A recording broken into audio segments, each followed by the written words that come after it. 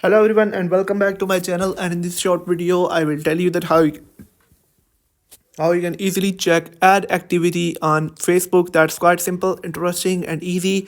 So make sure to watch the video till end so you don't make a single mistake. So I'm on my iPhone. You can follow the exact same steps if you're on an Android or a computer as well. So first of all, open up the Facebook application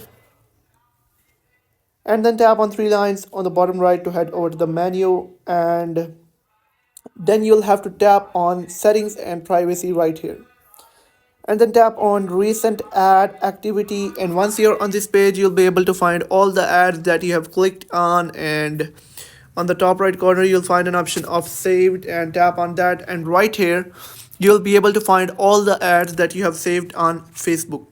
So that's how you can easily find all the saved ads on Facebook or all the clicked ads on Facebook. I hope you have found the video helpful. If you have found the video helpful, make sure to like the video and hit that subscribe button. And if you have any questions